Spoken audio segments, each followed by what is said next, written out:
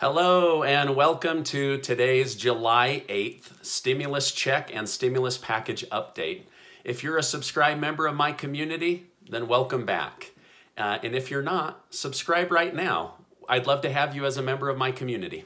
Okay, by the way, I just want to say thank you to my community members for always liking and sharing my videos. I go on Facebook and it's so weird to see my face in 1,000 different posts, but I really appreciate your comments and liking my videos. You guys are amazing. Okay, now recently, the House of Representatives proposed and passed a new bill that didn't get a lot of attention, so I want to bring it to your attention because I believe it will morph into something. It's a bill to help with financial assistance for renters and mortgage holders. It was originally drafted by Representative Maxine Waters of California. It's called the Emergency Housing Protection and Relief Act of 2020.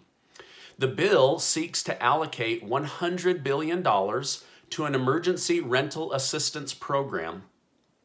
It would also create a $75 billion fund for homeowners and seeks to extend the eviction and foreclosure moratorium put in place by the CARES Act. And they're hoping that this will go into place until March of 2021. Now, as of right now, it's not expected to pass in the Senate, but it is believed that some version of this bill will make it into the final bill that the Senate will be releasing to us, hopefully in the next week or so. But I wanted to let landlords, renters, and mortgage holders know that there is some kind of assistance that's at least being discussed.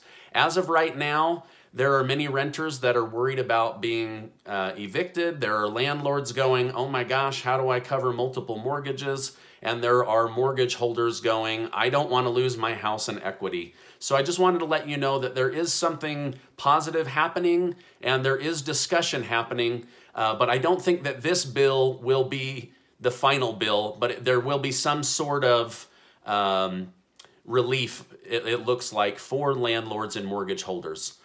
Okay, now, according to a survey by the U.S. Census Bureau household, the survey showed that about 30% of renters have little to no confidence that they can make their next rent payment. This is not good. If you are a renter, go back and watch my video from about 10 days ago that says rent and mortgage relief. I give an idea in that video on how your landlord might be able to go get that EIDL grant money, and hopefully they will see that as an olive branch from you, and it will get them money, and maybe they won't kick you out as easily. I know that a few of you have privately messaged me that that worked, and so I was glad to hear that your landlord got that money within a few days and that they were going to count that towards some of your rent. So hopefully you'll see something like that. Some sort of relief is needed.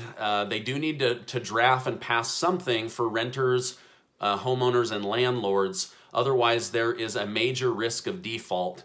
And unfortunately, that would be a triple threat because the housing industry is a major part of the U.S. economy.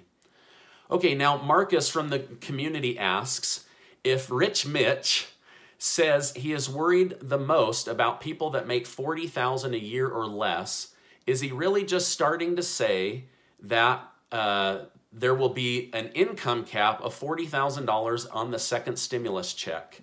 Thanks for the question, Marcus. You know, it's hard to know what Mitch McConnell is really trying to say here. Keep in mind, he is back in his home state and he is campaigning to save his Senate seat. So it could just be, words to, lull his people into complacence, or it could be a genuine concern. It's hard to know. I try not to assume that all politicians are evil, but I also don't assume that any of them are very good. But, he may definitely be saying that at least that group has confidence that they're going to get something, But it doesn't necessarily mean that the rest of us who got the original CARES Act money will be precluded from receiving a second check.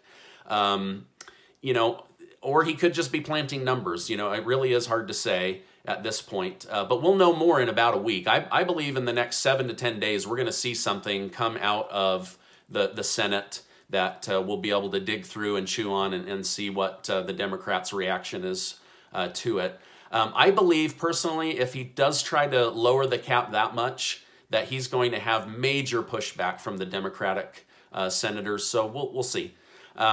So far, a second stimulus check hasn't been Mitch McConnell's biggest hangup.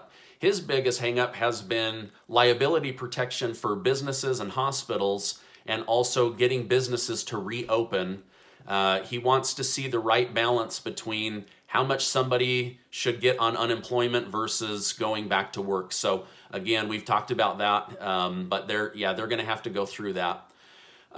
You know, if there were millions of jobs sitting vacant, I think that they would just cut unemployment off cold turkey.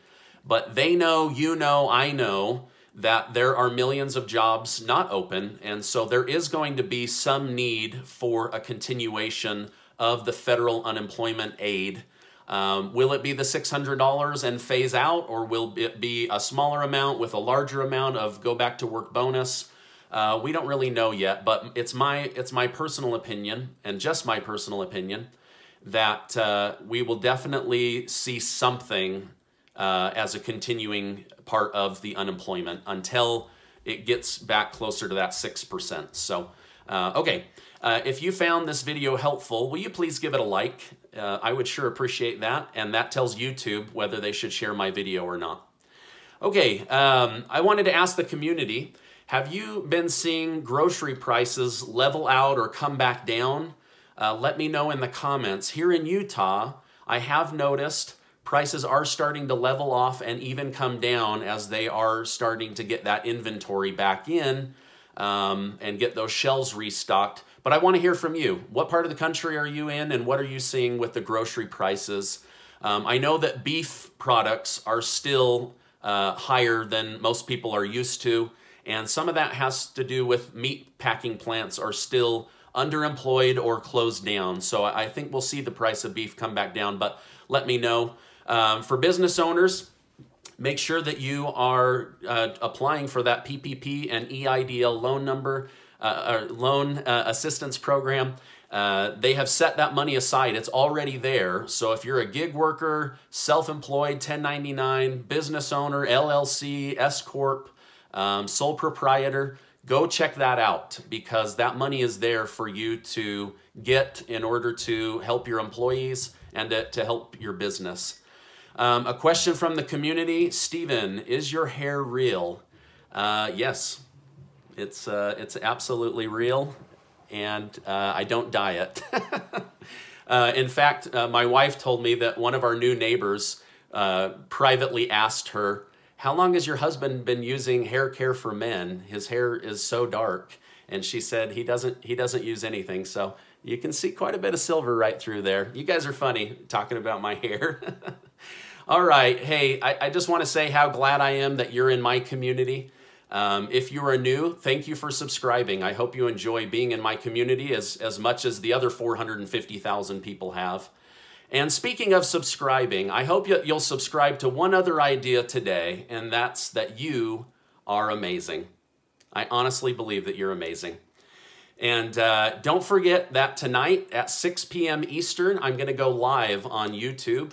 I've got about 30 questions from people, stimulus questions, money, life experience, questions about Stephen Gardner that I will be answering. It should be fun. It will 100% be better than watching the negative news that's out there. So I hope that you'll be able to join me. Hey, thanks for being in my community, and I'll see you on the next video, which is tonight.